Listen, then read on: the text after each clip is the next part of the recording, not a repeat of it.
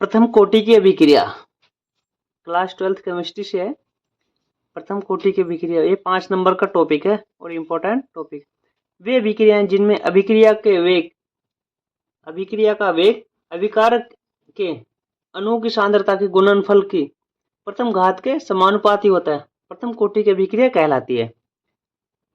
प्रथम कोटि की अभिक्रिया कहलाती है। यह हमारा अभिकारक है, उत्पाद है। ठीक है, तो क्या वेग किसके अनुक्रमानुपाती किसके अभिकारक के है। वेग अनुक्रमानुपाती अभिकारक के होता है, अथवा या इसको इस प्रकार लिखते हैं dx/dt अनुक्रमानुपाती a की पावर 1 या a की इनवर्स 1 इसको बोलते हैं। ठीक है, ये इसकी समीकरण है। अब इसका एग्जाम्पल देखते हैं। इसका एग्जाम्पल है CH3COO C2H5 की हम जल के साथ क्रिया कराते हैं। CH3COH प्लस C2H5OH एसिटिक अम्ल और एथिल अल्कोहल बनता है। ठीक है, अब देखते हैं प्रथम कोटि के अभिक्रिया के लिए वेग स्थिरांक का व्यंजक क्या है। ए हमारा क्या है, अभिकारक है और ये हमारा उत्पाद बनता है। प्रारंभ में सांद्रण, अगर हमारा प्रारंभ में सांद्रण क्या है, अभिकारक ए है तो उत्पाद हमारा 0 बन रहा है। टी समय के बाद सांद्रण a माइनस एक्स है और उत्पाद हमारा x है। अभिकारक हमारा क्या है, a माइनस एक्स, उत्पाद हमारा x है, तो x है। ये हमारा क्या है, 0 मोल प्रति लीटर इनवर्स 1, x मोल प्रति लीटर इनवर्स 1। ये मोल जो इनकी वैल्यू है ये मोल प्रति लीटर इनवर्स 1 में होती है। ठीक है, आगे देखते हैं। प्रथम कोटि की अभिक्रिया के अनुसार अब dx/dt अनुक्रमानुपाती a इनवर्स 1, तो जो हम अनुक्रमानुपाती का चिन्ह हटाते हैं तो किसी नियतांक से गुना कर देते हैं, जहां पर k एक नियतांक है या वेग स्थिरांक है। ठीक है, dx/dt बराबर k इंटू a हो जाता है। t समय के बाद अभिक्रिया का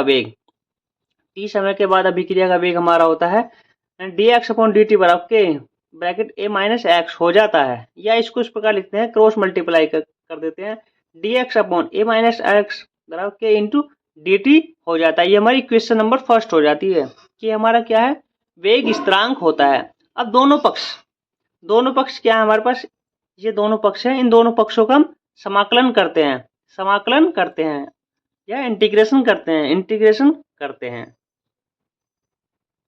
अब इन दोनों पक्षों का जब समाकलन करते हैं तो ये हमारे इंटीग्रेशन या समाकलन का चिन्ह dx/dt बराबर इंटीग्रेशन k इंटू dt हो जाता है। जो इंटीग्रेशन का चिन्ह हटाते हैं तो लोग माइनस लोग बेसी a माइनस एक्स बराबर k इंटू टी प्लस सी हो जाता है। ये हमारे क्वेश्चन नंबर 2 हो जाती है। यदि हम t बराबर 0 और x बराबर 0 रखते हैं तो अभिकारक के लिए माइनस का चिन्ह लगाते हैं। जब हम 0 रखते हैं तो ये हमारा x की वैल्यू 0 हो जाएगी और t की वैल्यू 0 हो जाएगी, तो हमारा माइनस log बेस ई ए बराबर c हो जाता है। c बच जाता है। c का मान समीकरण 2 में रखते हैं। c बराबर माइनस log ए बेस ही, तो इसको हम समीकरण 2 में रखते हैं। 2 में जब इस वैल्यू को रख देंगे तो हमारे पास क्या प्राप्त होता है, माइनस log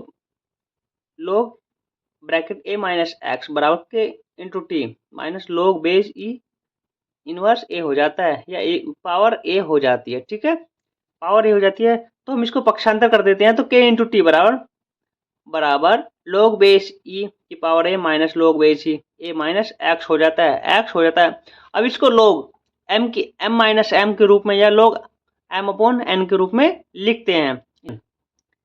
को हम किस रूप में लिखते हैं, हम इसको log m/n के रूप में लिखते हैं। जब इसको इस रूप में लिखेंगे तो kt बराबर log base E bracket a/a minus x हो जाता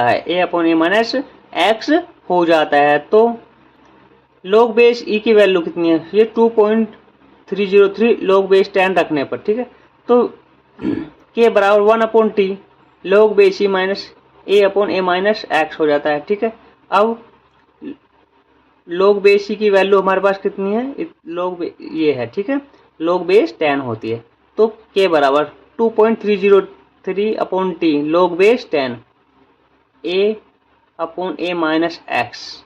ठीक है, यही हमें प्रूव करना था। प्रूव्ड करना था। वीडियो पसंद है चैनल को लाइक करें, सब्सक्राइब करें। धन्यवाद।